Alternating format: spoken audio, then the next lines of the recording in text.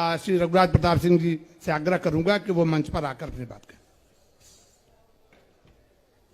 परम पूज्य विजय कौशल जी महाराज को हम सभी लोगों के तरफ से सादर चरण स्पर्श और दिव्य प्रेम सेवा मिशन की इस दिव्य श्री राम कथा में पधारे हुए हमारे सभी आदरणीय वरिष्ठ जन, सभी सनातनी हिंदू, प्रभु श्री राम के सभी भक्त, सभी इस महाकुंभ के दर्शनार्थी, आप सबका सादर अभिवादन। महाराज जी के बोलने के बाद कुछ बचता नहीं है कि बोला जाए। सारी बातें महाराज जी के संबोधन में आ जाती हैं, लेकिन फिर भी चूंकि आदेश हुआ है तो आदेश का पालन करना है, कुछ धृष्टता कर रहे हैं। आज हम सब लोगों को एक ही चिंता करनी चाहिए कि जिस स्थिति में हमारा सनातन धर्म है और हमारे देश में जिस तरह से राष्ट्र विरोधी शक्तियां, हिंदुत्व विरोधी शक्तियां ये अपना सर उठा रही हैं और हिंदू जीवन शैली का ह्रास हो रहा है। आप कल्पना करके देखिए,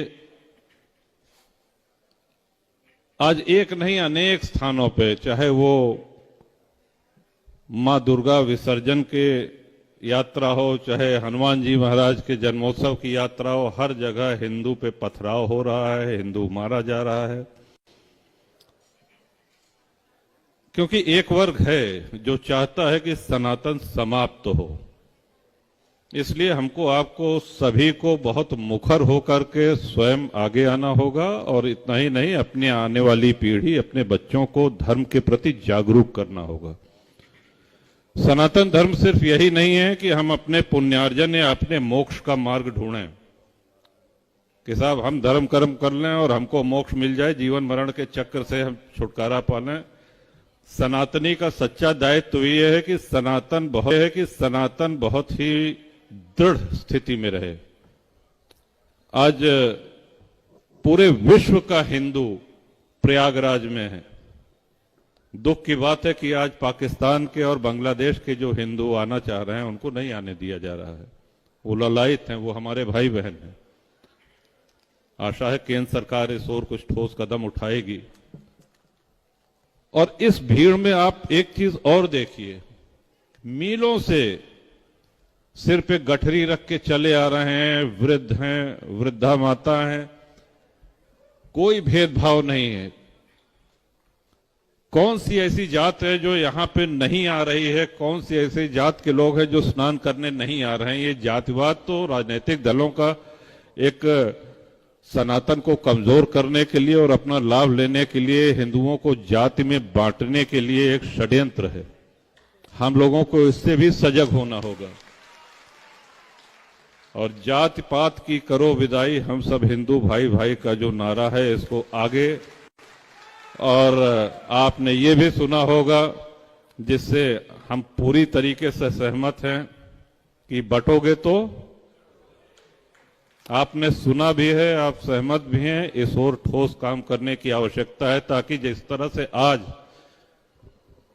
से सहस्त्रों वर्ष पूर्व से हमारे पूर्वज कुंभ मेले का दर्शन पुण्यार्जन करते रहे हैं, इसी तरह आज से सहस्त्रों वर्ष बाद भी ये महाकुंभ इसी भव्य रूप में लगता रहे और हमारी आपकी आने वाली पीढ़ियां एक सनातनी के रूप में यहाँ पे दर्शन, पूजन, गंगा स्नान करती रहें।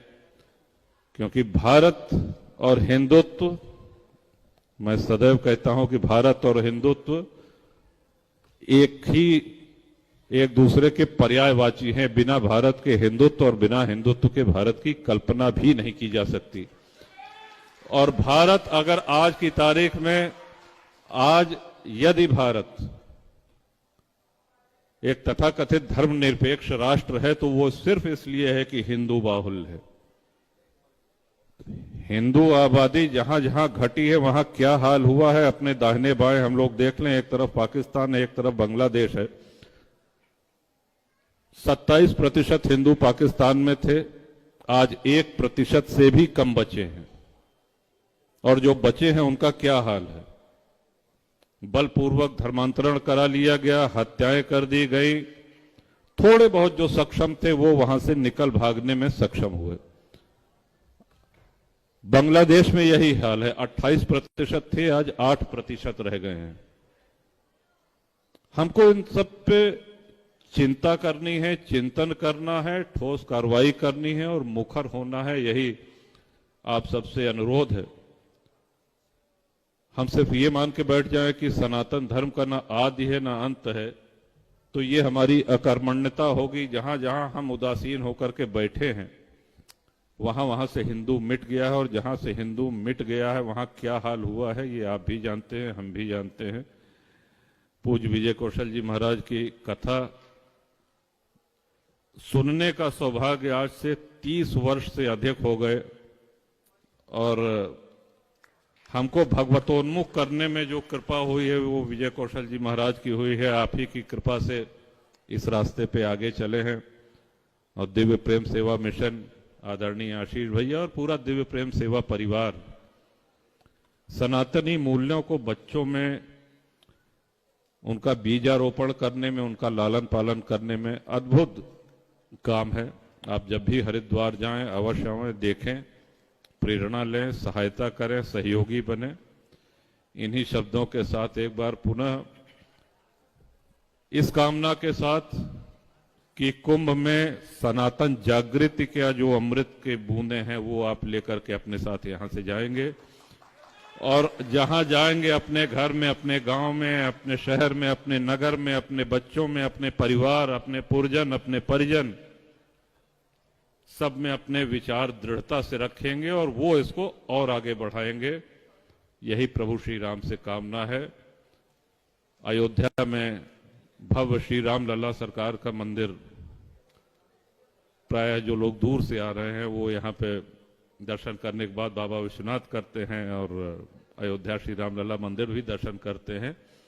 और ईश्वर से कामना है कि जिस तरह से भगवान श्री राम का भव्य मंदिर हम लोगों ने अपने जीवन काल में बनते हुए देखा, 500 वर्षों के लंबे संघर्ष के बाद, इसी जीवन काल में हम और आप बाबा विश्वनाथ का भी भव्य मंदिर देखें और श्री कृष्ण जन्मभूमि मथुरा को भी बनते हुए देखें।